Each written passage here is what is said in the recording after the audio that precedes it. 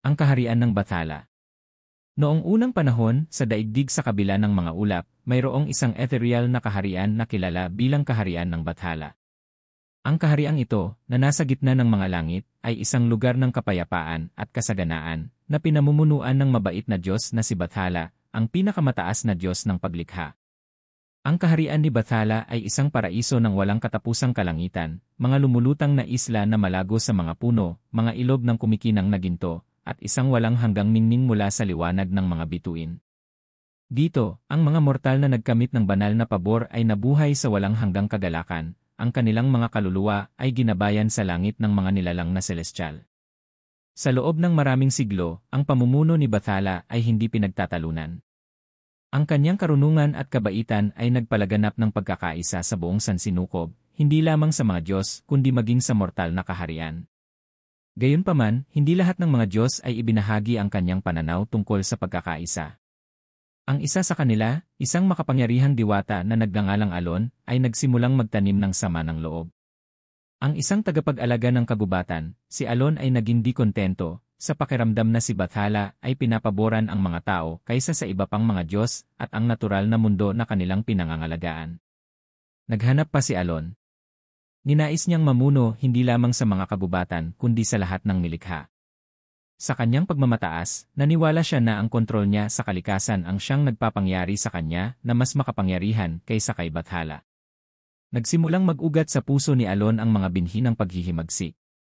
Nagtipon siya ng iba pang hindi nasisiyahang mga Bathala, bumulong ng isang bagong panahon kung saan sila ay magpapabagsak kay Bathala at sakupin ang kaharian para sa kanilang sarili. Hindi nagtagal ay dumating ang panahon ng paghihimagsik. Si Alon, kasama ang kanyang hukbo ng mga espiritu ng kagubatan, mga bagyo, at mga engkantadong nilalang, ay naglunsad ng isang pagsalakay sa kaharian ng Bathala. Ang dating mapayapang kalangitan sa itaas ng mga ulap ay nagdilim, kumulog, at kumidlat sa kalangitan. Ang mga lumulutang na isla ay nanginig, at ang mga ilog ng ginto ay nagsimulang kumulo. Si Bathala, bagamat makapangyarihan, ay hindi naghanda sa gayong kataksilan mula sa kanyang sariling hanay. Sa panahong ito ng malaking panganib, hinanap ni Bathala ang mortal na kaharian para sa isang kampiyon, isang kaluluwang sapat na matapang, may sapat na lakas, at dalisay na puso na lumaban kay Alon. Bumaba ang tingin niya kay Miguel, isang hamak na magsasaka na nakatira sa isang tahimik na nayon sa gilid ng kagubatan. Si Miguel ay hindi mandirigma. Siya ay isang simpleng tao, nag-aalaga ng kanyang mga pananim at nag-aalaga sa kanyang pamilya. Gayunpaman, mabait ang kanyang puso, at mayroon siyang malalim na kaugnayan sa lupain. Palagi niyang iginagalang ang kalikasan, nananalangin sa mga espiritu ng lupa, ulan, at hangin, na nauunawaan na ang lahat ng buhay ay magkakaugnay. Ang kanyang paggalang sa balanse ng kalikasan ay hindi napapansin ng mga Diyos. Isang gabi, habang nagsusumikap si Miguel sa kanyang bukid, isang makinang na liwanag ang bumaba mula sa langit. Si Bathala mismo ay nagpakita sa harap ng magsasaka, ang kanyang presensya ay nagniningning at nakakasindak. Miguel, wika ng Diyos, ang kanyang tinig ay parang kulob ng malayong kulob, pinili kita. Ang aking kaharian ay sinasalakay ng isa sa atin, ang diwata na si Alon, at ng kanyang mga puwersa. Nakataya ang kapalaran ng langit at lupa. Maglalakbay ka ba sa aking kaharian at ipagtanggol ito mula sa panganib na ito? Bagamat nang inibabaw ang takot sa kanyang puso, alam ni Miguel na hindi siya makakatanggi. Ang kahilingan ni Bathala ay hindi lamang isang banal na utos kundi isang tawag upang mapanatili ang balanse ng buhay. Sa matatag na tinig, sumagot siya, "Ako ay pupunta, aking Panginoon. Ipagtatanggol ko ang iyong kaharian." Napangiti si Bathala at kaway ng kamay, binago niya si Miguel. Wala na ang simpleng damit ng magsasaka, napalitan ng nagniningning na baluti na ginawa mula sa mga bituin. Sa kanyang kamay ay lumitaw ang isang sandata, isang sibat ng banal na enerhiya, na huwad mula sa kapangyarihan ng paglikha mismo.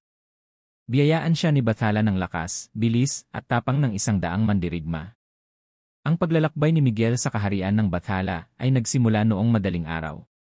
Dala ng isang may pakpak na kabayo ng dalisay na liwanag, umakyat siya sa kabila ng mga ulap, iniwan ang mortal na mundo sa malayo. Pagdating niya, magulo ang kaharian. Nasakop ng mga puwersa ni Alon ang karamihan sa ethereal na kaharian. Ang mga lumulutang na isla ay nasira, ang mga makalangit na nilalang ay natalo, at ang mga gintong ilog ay naging mga agos ng apoy. Hindi nag-aksaya ng panahon si Miguel. Gamit ang kanyang sibat, nilabanan niya ang mga engkantadong nilalang ni Alon na humarang sa mga espiritu ng bagyo at mga mandirigmang gubat na humarang sa kanyang dinadaanan. Ngunit hindi lamang malupit na lakas ang gumabay sa kanya. Ang koneksyon ni Miguel sa kalikasan ay nakatulong sa kanya na maunawaan ang mga nilalang ni Alon. Alam niya ang kanilang mga galaw, kanilang mga gawi at kanilang mga kahinaan. Isa-isang sinimulan niyang paikutin ang takbo ng labanan.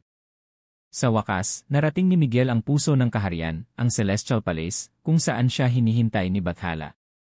Dito, sa Grand Hall ng palasyo, ang huling paghaharap kay Alon ay magaganap. Si Alon ay nakatayo sa gitna ng palasyo, ang kanyang mga mata ay nag-aalab sa kapangyarihan, ang kanyang anyo ay matayog at nagbabanta. Ang dating magandang Diyos ay pinilipit ng kanyang pagnanasa sa kontrol, ang kanyang katawan ngayon ay isang ipo-ipo ng mga sanga, ugat, at ulap ng bagyo. Huli ka na, mortal. Ngumisi si Alon. Ang paghahari ni Bathala ay magtatapos ngayon. Ang kalikasan ay babangon, at ako ang magiging hari nito. Si Miguel ay nakatayong matatag, ang kanyang sibat ay kumikinang sa lakas ng mga bituin. Hindi sa iyo ang kalikasan para utusan, Alon. Wala itong pag-ari. Nakalimutan mo na yon at ito ang iyong pagbagsak. Sa galit na galit, nagpakawala si Alon ng unos ng enerhiya, ngunit nakahanda si Miguel. Siya ay umiwas at humabol sa mga pag-atake na sinasalungat ng mga hampas mula sa kanyang sibat. Ang labanan ay yumanig sa kalangitan, ang lupa ay nayanig sa bawat pagsalubong ng kanilang mga kapangyarihan. Gayunpaman, sa kabila ng lakas ni Alon, hindi natitinag si Miguel.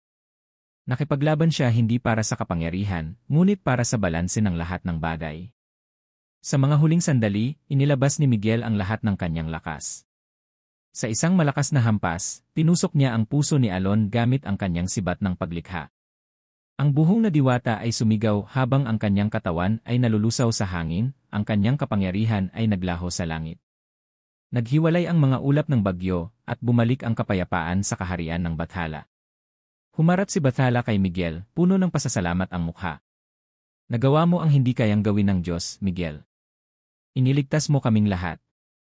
Para sa iyong katapangan at sakripisyo, ikaw ay maaalala magpakailanman sa kahariang ito.